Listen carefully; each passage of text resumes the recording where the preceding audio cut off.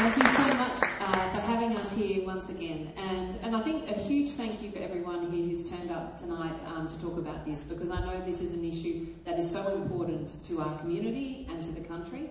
But to deal with these sorts of issues, we actually need to get together, listen to each other and get informed, and that's really the purpose of these two events. Before I get going too far, I'd also want to acknowledge the land on which we're meeting, which is the land of the Gadigal, the Bidjigal and Birribirragal people, and pay my respect to elders past, present and emerging. There is a really important vote coming up. I think it's going to be the 14th of October, but we don't know yet. And so for me, I'm a voting yes person, and I'm voting yes because I think it's really important that we listen to people whose lives are hoping to help in different policies, and as a policy maker, it will really help me to have people I can consult and listen to when making decisions in Parliament. As well as making sure that we acknowledge the people, the Aboriginal and Torres Strait Islander people in our Constitution. I know there will be a variety of views, in this room and across in the community. My big plea to everyone is, get informed. It's an important decision. So whatever your vote, make sure it's one that you are really confident in and informed on. And I don't like that slogan, if you don't know, vote no. I think the Australian people are better than that. If you don't know, get informed and then make your decision. So good luck, and I hope that it's going to be a successful one.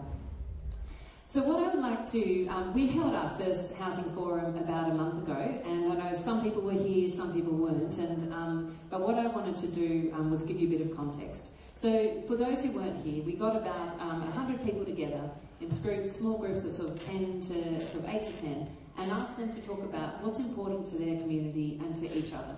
What do they want for housing policy in Wentworth, but also nationally? And there were some really key themes that people came out with. Because people are really concerned that key workers, our teachers, our nurses, our police people, they can't live in the area. And not just in this area, that even if you're earning a decent wage in those areas, you can't necessarily get access to sort of permanent long-term housing. Concern about lack of social housing and poor management of social housing in some cases. I want to acknowledge there's some amazing social housing providers as well.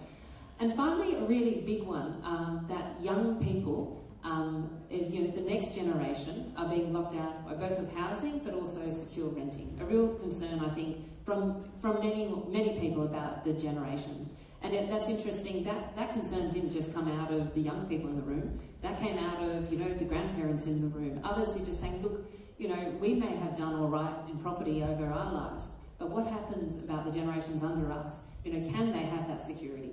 And I had a young man, Hugo, who actually didn't come to this housing forum, but came to another event we'd done, came into my office the other week, and he said, look, I've just finished uni last year, said I've got $50,000 worth of debt.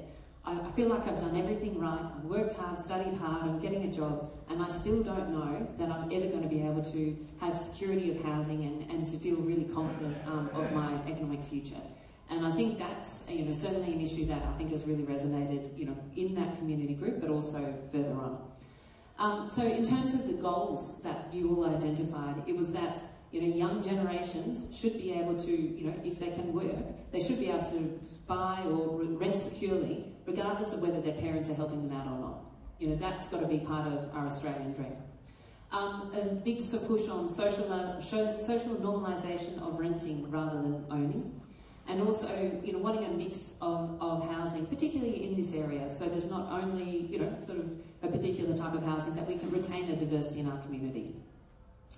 Building on that work we did, we actually then did a much broader survey across over 500 people in Wentworth. And similarly, they asked them about some of their top issues.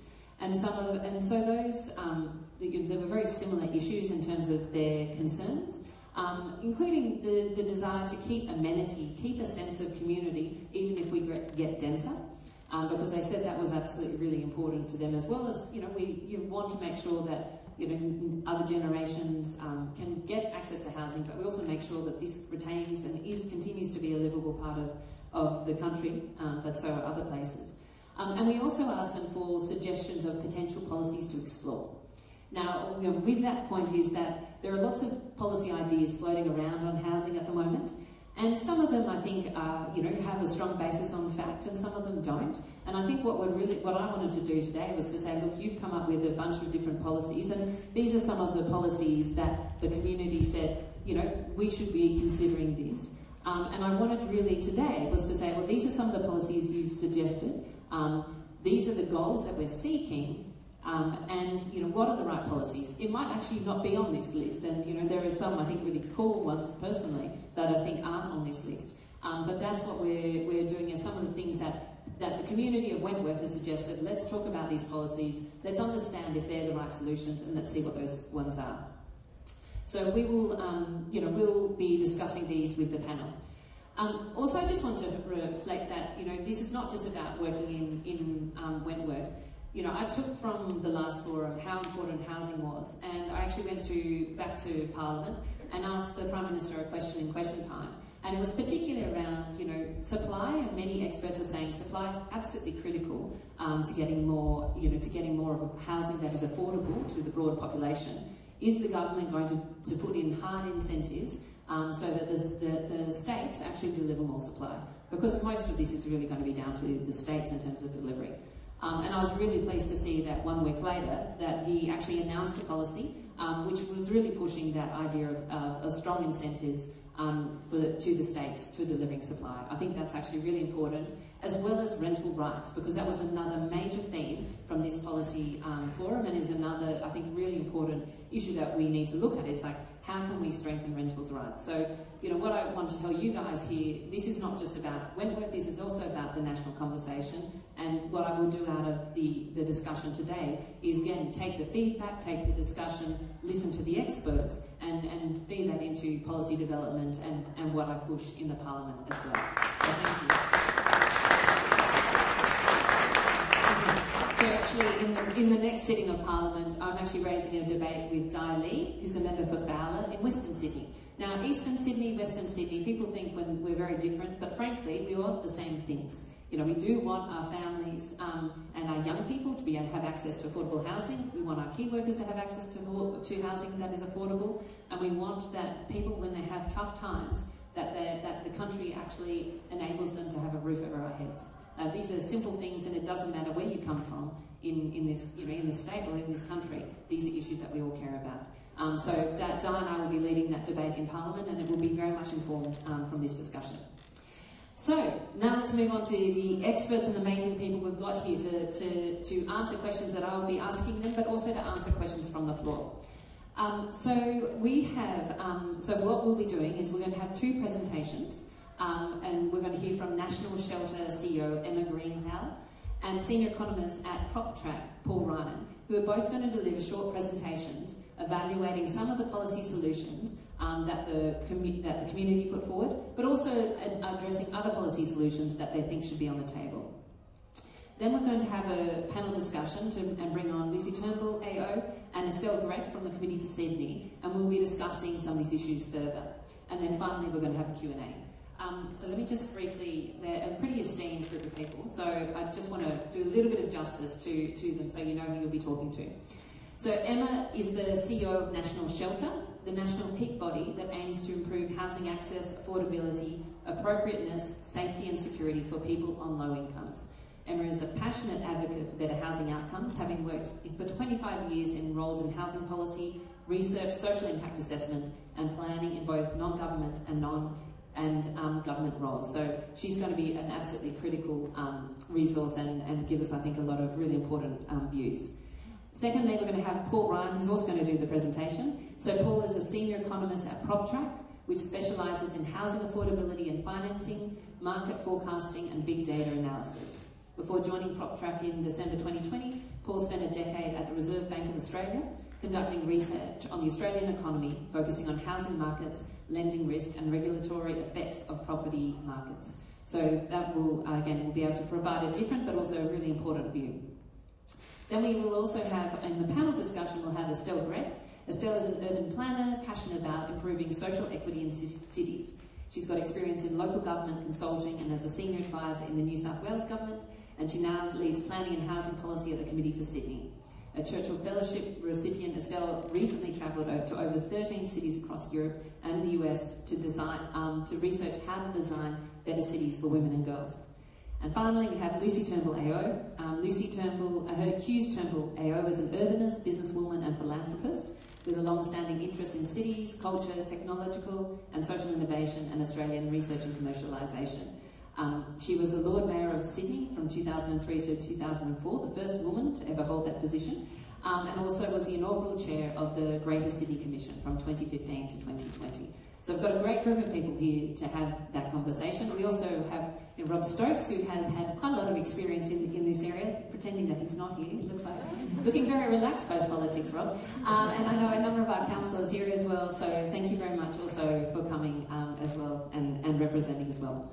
So I'm going to take it away now to the experts, because I think the approach on policy that I'm trying to lead here is to say, listen to your community, but let's get the experts in there to help inform the debate and help us come up with the sort of best solutions from what we really want. So I'm absolutely delighted. I think I'm going to start with Emma, if you're happy to jump up at first, Emma, and then we'll have Paul. So thanks so much, Emma.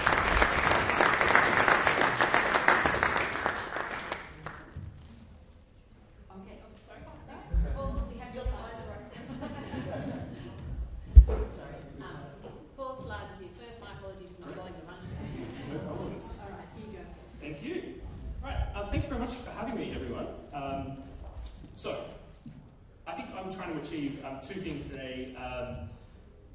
Firstly, I think acutely talking about housing affordability in this area. That's one of the things from the issues that were raised in the community outreach that really struck me. So firstly, what I've plotted here on the left is if you were an essential worker and you were trying to buy or rent in Wentworth, essentially you can't buy any properties that were sold in the past year. So we've got a couple of nurses, a couple of police people, and secondary and primary teachers in purple bars there, and you'll be forgiven not for seeing the purple bars. That's the proportion of homes that were 2 bedrooms or larger over the past 12 months that they could purchase. Now, the story is a little better for rent. So those pink bars there show what proportion of rental properties they could afford if they were spending 25% of their income on rent. But still, what does that mean for those people in our community if you're saying you can rent here, you can't buy here? Now, part of the answer here is normalising rent, as Allegra talked about. How can we make renting a more achievable and more reasonable long-term tenure solution? Wentworth is far and away the most expensive electorate in the country. It is where kind of housing affordability for the most marginalised parts of our community will be felt most acutely. Secondly, I picked out a few of those policy suggestions that the community raised. Now, I'm an economist, so obviously I deal in data all the time. I'm not trying to throw cold water on these policy suggestions. What I'm trying to say here is that any solution to this housing crisis, if there was one easy policy we could enact to solve it, we would have already done that. There's no kind of silver bullet or easy solution. The first one that I've raised here is negative gearing. You would have heard people saying negative gearing will have a huge effect. People like Bratton and Treasury said actually the impact on prices will be low. All I've done here is show in blue bars the distribution of property investors in the community actually tend to be in lower tax brackets, so actually don't tend to receive a lot of benefit from negative gearing, which is why estimates from other groups ends up giving you kind of a 2, 3 or 4% decrease in pricing if we got rid of negative gearing. Now, that's not to say that that wouldn't help housing affordability, but it is to say that it isn't one of those silver bullets. The second one here is around rent limits, which have been brought up quite a lot recently. It's really attractive to say, hey, rents are growing really quickly, that's putting a lot of financial pressure on renters in our community. We should just limit rents, stop them going up. That'll help people. Now, that may be part of the solution, limiting how frequently rents can increase, giving people more security over their financing. But the research shows that big, hard, strict limits on rents can have really pernicious effects. And I'm highlighting 3 things here that economists care about a lot. Firstly, it can discourage new rental properties entering the market. when we looked at rental limits in San Francisco, it actually led over the long term to 15% fewer rental properties. So while in the short term, rents don't grow as quickly, this is good for renters. Over the long term, there's fewer rental properties, and rents can actually be higher over the long term because there's less supply. The second one is related. If rents are allowed to grow, there may be less incentives for landlords to invest in maintenance of properties. One of the ways that we make renting a valuable kind of long-term tenure solution is by having high-quality rental accommodation. Discouraging that by not allowing rents to reflect the quality of properties can be an issue. And the third one is just matching of renters with rental homes. If landlords are allowed to increase rents when tenants leave properties, that means they may pick renters who they think are going to be more transit, more likely to leave. And on the other side of the coin, renters who have a good deal and are in some sort of price-protected scenario may not change rentals when they need more space for a growing family. Research shows that something like 20% of people in New York covered by rent controls are in homes that are either too big or too small for their family. So the third one I picked up on is short-stay rentals, Airbnbs. This is a really visible thing. I mean, particularly in Wentworth, it's a really appealing place for people to come and stay. So there are lots of short-stay rental accommodation. On the left in the green there, what I've tracked is that these are Airbnbs and stays listings. They have recovered since the pandemic, but they're not back up to their pre-pandemic levels. So it may seem reasonable to say, hey, if we think that that green bar, is going to get back up to what we saw before the pandemic, that will add continued pressure to the rental market. Maybe there should be some limits on that. On the right-hand side, I've tried to give kind of a longer perspective, though. This shows the number of vacant properties recorded in each census over time. And so if you think that there's various reasons for properties to be vacant on census night, one of them is that they are a short-stay rental that doesn't currently have someone in the property.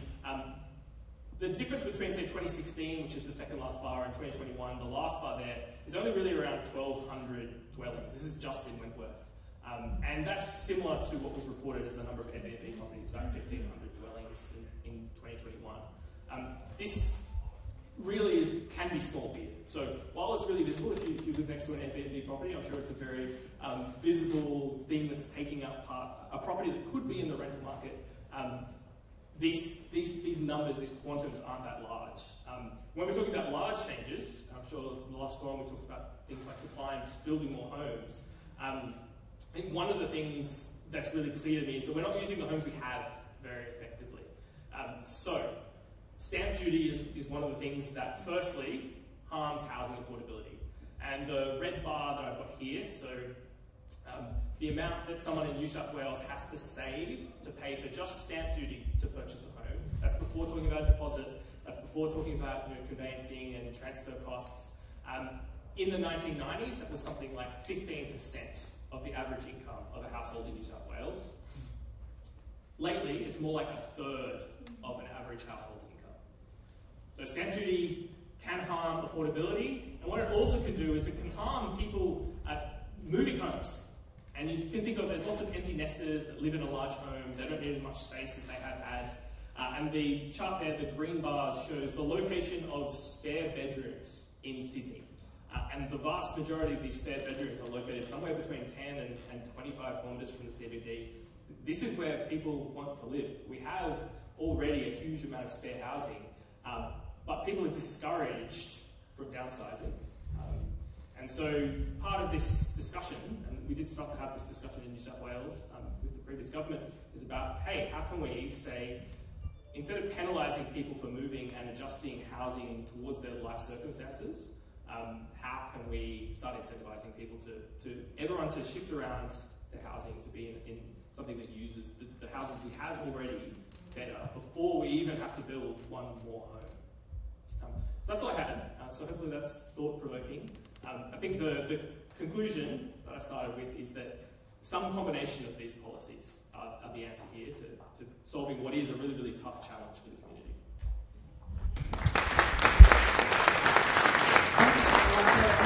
If you ask your question and other questions that will come up, please. Excellent.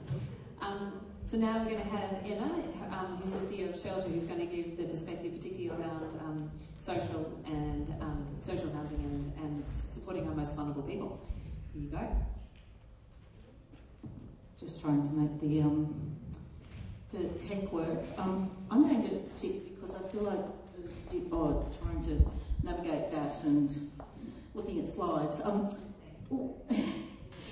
One of the things that I'd just like to point out on the slides that I have here is that those lovely dwellings that are on my first slide are actually social housing, award-winning social housing on the Gold Coast. I'm from the Gold Coast, and I just love the fact that we have award-winning social housing, and we're, moving towards that. And I just take every opportunity that I can to promote, how good social housing can be.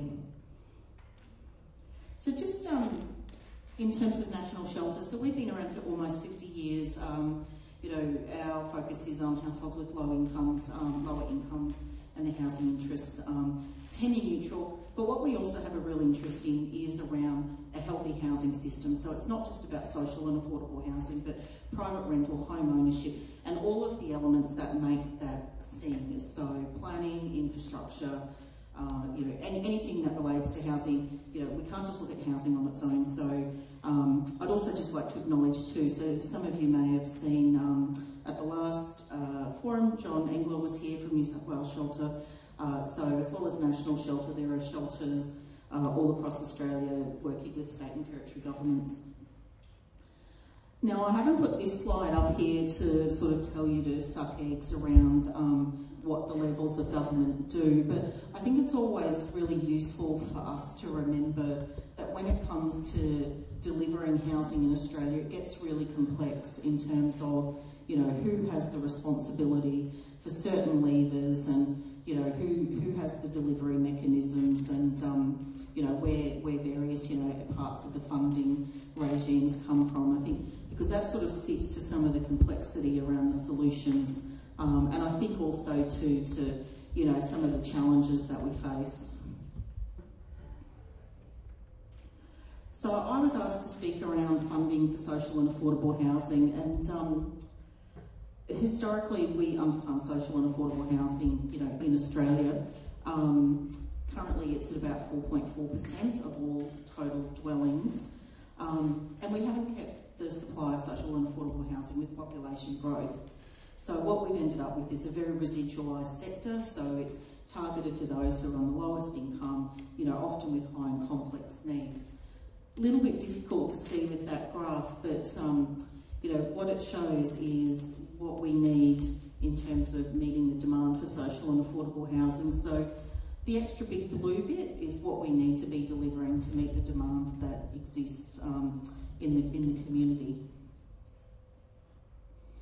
And when it comes to funding, one of the things that we really need is certainty around funding. So this particular graph in terms of the blue shows, non-housing dwelling approvals, and the big bit shows where we've had the GFC stimulus, and other bits aligned to where we've had federal government funding, so nation building is in there, so that was the stimulus, but it just shows that we haven't had that certainty of funding, which is why we have such a shortfall and such high demand.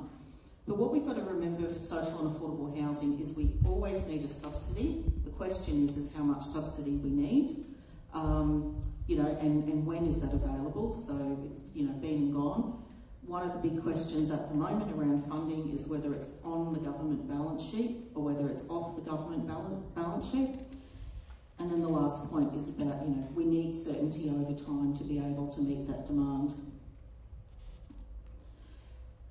So this is a range of current options that are available to government. So, between the feds, the state and local government, there's a whole raft of different things that we can be doing to increase the funding that's available to affordable housing.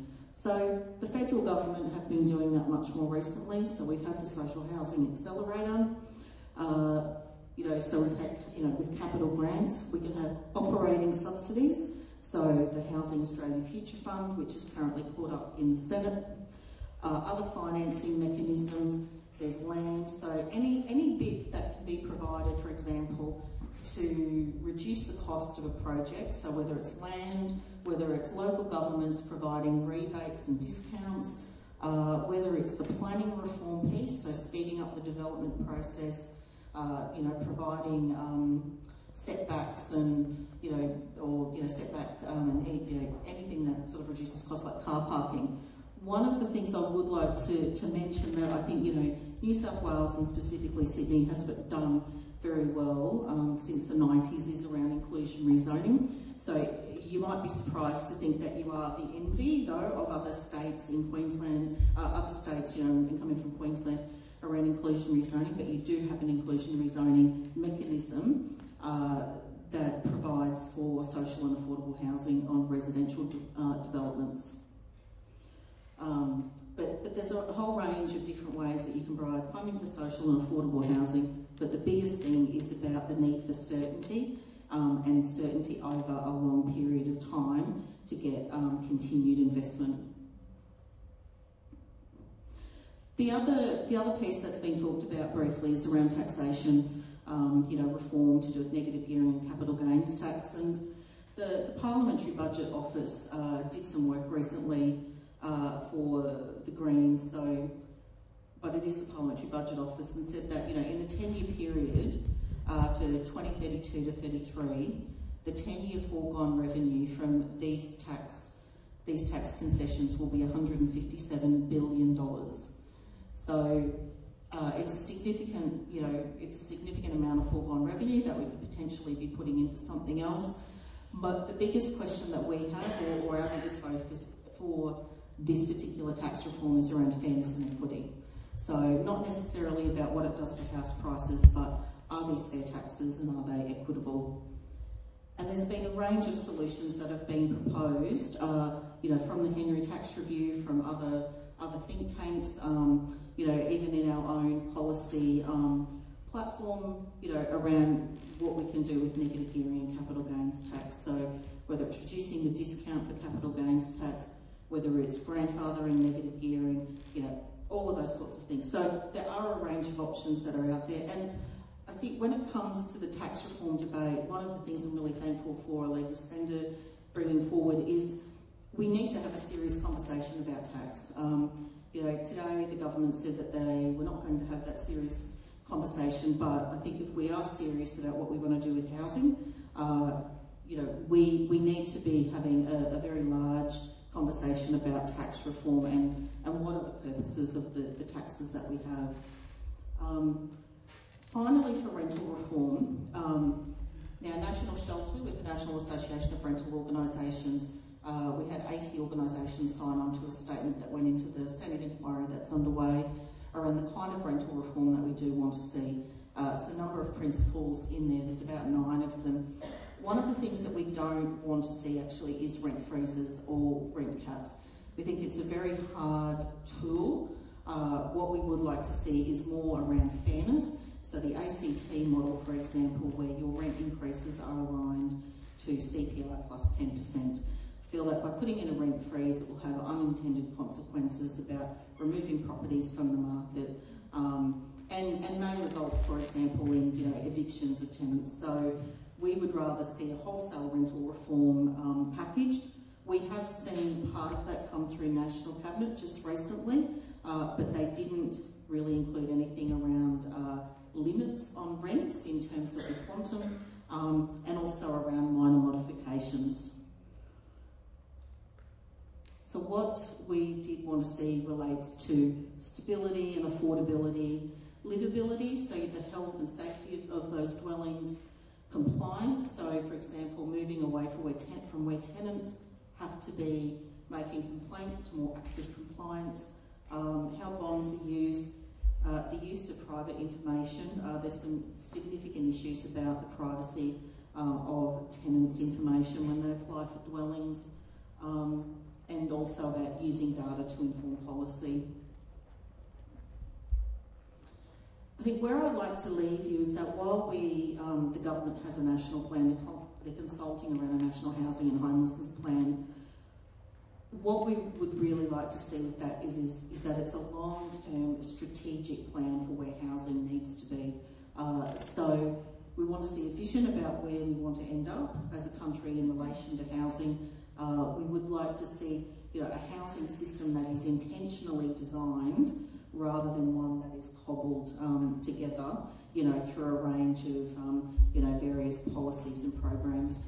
And I think the other thing is we can't rely on the market to be providing housing. So while housing supply is important, we can't rely on the market to be providing housing for those on low incomes. We will always need some government intervention and subsidy, but what we need is the certainty and long-term investment that goes with it. Thank you.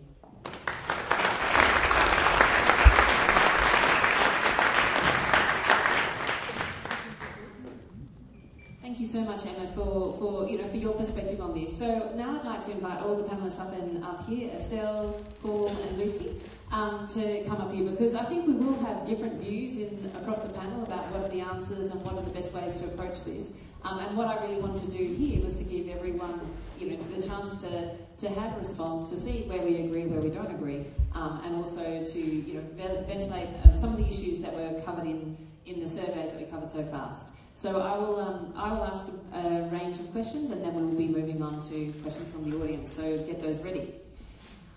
Firstly, one thing that this idea of normalising renting rather than owning was an issue that was raised in the first housing forum. And certainly it was one that the community said was actually pretty important, and I was very interested by your sides, Paul, to say how much more easy it is for someone on more moderate incomes to rent here rather than they are to own here. So I'm really interested to start off with what sort of policies have been floated to say, for normalisation of renting in this country and to support this normalisation and what it might look like. So I might come to you, Paul and Estelle, on this one, but either Lucy or Emma, feel free to jump in as well. And I think we've got some more mics. Fantastic. Can you hear me? Yep. Okay. So this is a hard nut to crack because a lot of it's societal. Renting at the moment is seen as a stepping stone to purchasing. And if we think about other countries where renting is much more acceptable, places like Germany, in Europe, people rent for their entire lives, partly because it's more secure. You can have long-term tenancies. In Australia, almost no tenancies are 12 months, and then who knows? The National Cabinet was working towards coordinating what is a no-fault eviction or a no means of eviction, which is a really good step in this direction. If you're a renter in a property, you want to have some security of tenure long-term. But then it comes down to quality of rental properties. And if you talk to renters in Australia, a lot of the concerns are around rental properties being poor quality. They're damp, they're dark, they're not well maintained. Now, how can we shift the dial on that? Now, it's not taking away mum and dad investors from the market, but having, in Australia, we have households own almost all rental properties. That's very, very strange internationally. And that is encouraged by taxation settings. So there are thresholds by which where land tax cuts in New South Wales, which encourages people to just have one rental property. So what does the future look like? Part of it is encouraging build to rent investment in the rental market. So corporations running big tracts of rental accommodation, and also potentially all across the country. If you're in one build to rent property, you can say, hey, I'm moving to Melbourne, and they say, we know you're a good tenant, we've got another rental property for you. When we talk to build to rent developers, they say it is profitable for them to have a higher quality, better quality apartment because they see it reducing turnover. It's actually a win-win. And so maybe pushing those learnings through to current property investors, say, hey, this is a good thing for you to have high quality rental properties. But it's both societal in terms of how people will react. If I tell you I'm a 40-year-old renter, I think a lot of people think, oh, what's this guy done wrong? It's changing that perception, as well as changing the rental stock that we have. Okay, thank you.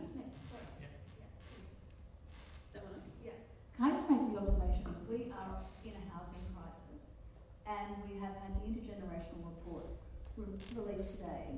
And what is abundantly clear is that we are a rapidly ageing population. And to increase national fertility rates, for I think it was about 1.86 in about 2000 or thereabouts, and it's crashed to 1.4, and it's forecast to crash to about 1.1, I think, in 10 or 15 years. If we don't lift fertility rates, we will have a Japan-type problem on our hands. Now, one of the barriers to fertility is home security and the security of tenure, whether you rent or whether you buy. And I think that people haven't really, not even as the bits of the IGR that I've read, they haven't really linked housing policy and security of tenure to fertility. 60% of renters are under the age of 30, so there is a generational sort of issue when we're talking about renters' rights, and New South Wales government is doing positive things around seeking to end no grounds evictions. I think there's probably 3 areas where they could go a step further, and the first, like Paul kind of mentioned this, but making sure that rental homes are healthy and fit for habitation, because obviously, like, cost of living, it's not just your rent, but it's the electricity bills that you're paying alongside it. So if your house is damp and drafty and cold in winter, or too hot in summer because of the thermal efficiency of the home, that's a problem. So, you know, the government could look at introducing minimum thermal standards for rental homes, and also I think it should be illegal to rent a home that has black mould. Like, that's not fit for habitation. So protections around healthy homes. The second one, and like, we kind of stole my thunder, I think Build to Rent is a really interesting product that we should be exploring.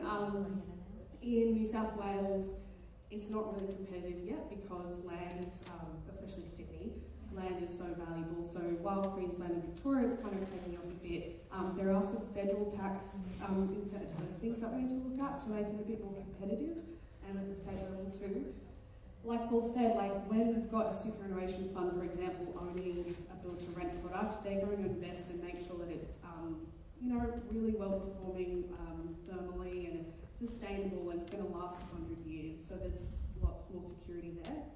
And then the third thing, I think we should really explore, like the ACT model of, I'm just going to call it rent stabilisation. Like, there's an interesting stat. So last year, 30% of rental homes were under $400 a week. Now, this year, it's only 16% of leases are $400 a week. So there's definitely a problem here in terms of how fast they're rising and wages can't keep up. So looking at the ACT model, and it's good to kind of hear that being discussed in the media, but effectively, yeah, it's 110% of inflation, and you can only raise the rent once a year. So they're kind of a form of a rent cap, but it's a little bit better, I guess. Okay, thank you. But Paul, you were talking, just because we're on rent cap, rent freezes. You made a strong point against sort of certainly rent cap, rent freezes. What's your perspective on what Estelle and what Emma suggested on that? I don't think I'm not against that. I think you need to account for the other effects of these policies. I think giving renters certainty over their costs increasing, the ACT-style model, is fine. I think that'd be a good thing for everyone. Rents can still rise with the market over time, but landlords and tenants have certainty over how much costs are increasing. So I think that's a model that can work. Can I just make another observation? I think where we should be directing, the direction of travel should be that rental leases have many more of the correct characteristics of commercial leases. Where you enter into a lease, you have a 3-year term, then it's reviewed either for inflation or to market at the end of that 3 years, and the tenant can make up their mind whether they want to move or exercise their option, because there's some degree of optionality, etc.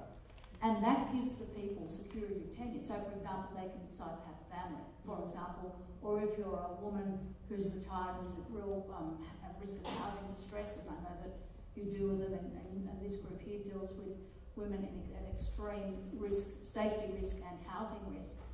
If you can give them security of tenure, it actually makes them able to concentrate and focus on other parts of their life, which could be a very positive thing.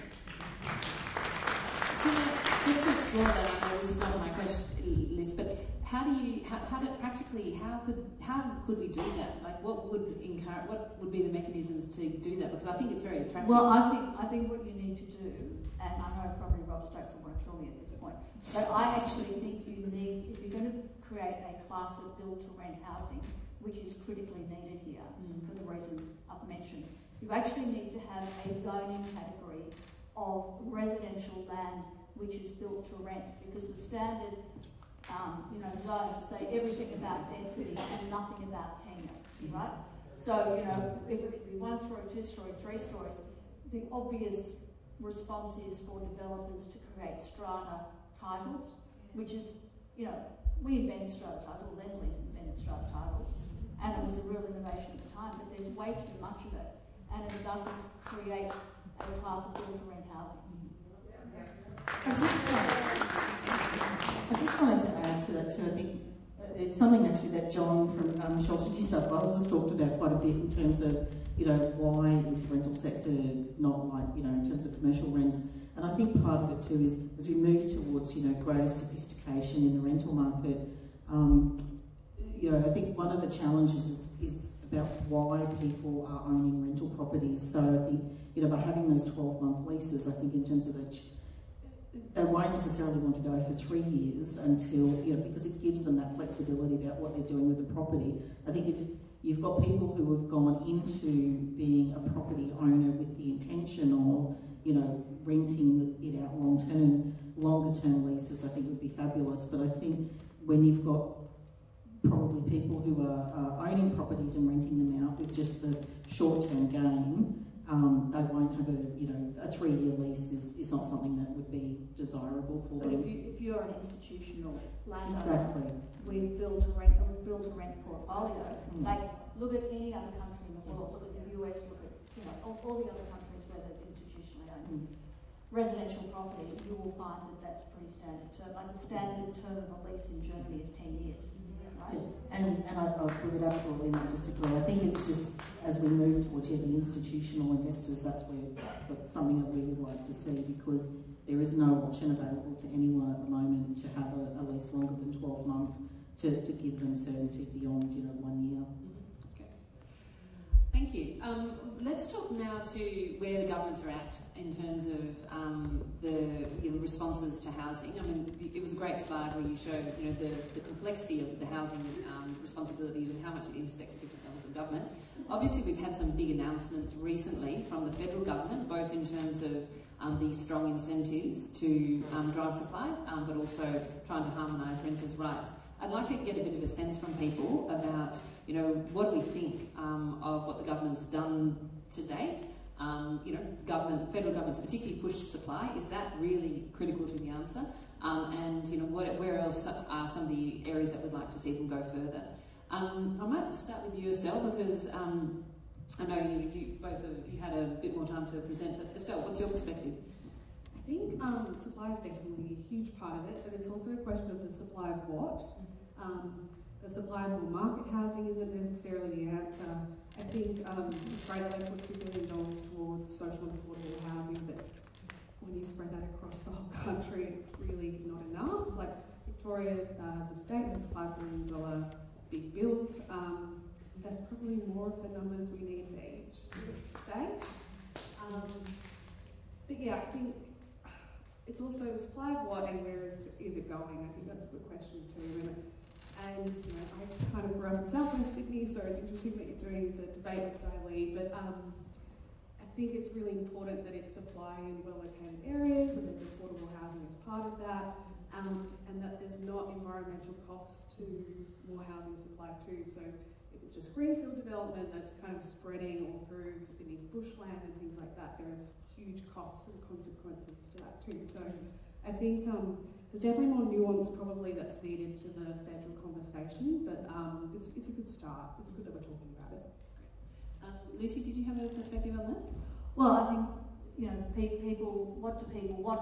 And the graphic you showed about the empty bedrooms, that tells you that, the sort of housing that is desperately needed is the one that's up to 20 kilometres away, which gets you to Parramatta.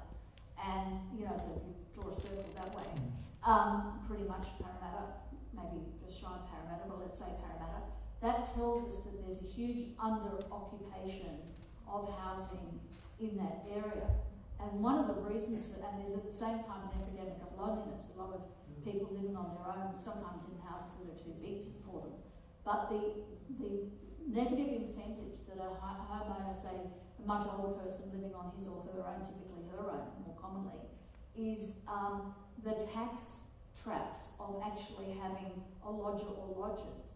They can suddenly be vulnerable to capital gains tax, land tax, you know, and all the other property taxes that are exempt for owner-occupiers. And that actually has a very negative effect on, say, for example, critical, you know, essential workers like nurses and teachers. Sometimes they live, a lot of them live on the central coast and work at Westmead. If they could actually rent a room 3 or 4 nights a week from, you know, not Airbnb, you know, not sole occupancy, and, you know, an older person can have somebody with them 3 or 4 nights a week, that could work for everyone. But there are negative tax incentives to do that. We've got to get rid of that. Paul, do you want to add in terms of a bit of your perspective on the government's announcement in terms of the sort of push on supply and how important that is? Because we're talking a lot about zoning and planning reforms, you know, to drive that. Yeah, I've been really encouraged by the government's push towards supply. Supply is the answer here. We need to build more homes. That's how we make housing cheaper. That's the glib answer. How do we do that is the difficult part. And I think the National Cabinet last week, thinking about incentives, is that previously we've set targets. Councils should build homes, and councils say, well, we're just not going to do that. And so by saying to states, if you can outperform on your housing targets, we will give you money. It puts real incentives there. If states pass that down to councils, you know, have an incentive then to provide better services because they'll get money by building more homes. And then likewise, if we think about people's incentives, as Lucy was talking about, if we can get settings right so that people are incentivized not to stay in homes that are way too large for them, to say, hey, I can move into something that's more appropriate for my life stage, we can unlock this housing, and we can use the land we've got in a better way. Rather than, as you said, Estelle, just building ever more on the periphery of cities. And we're starting to get that incentive story right.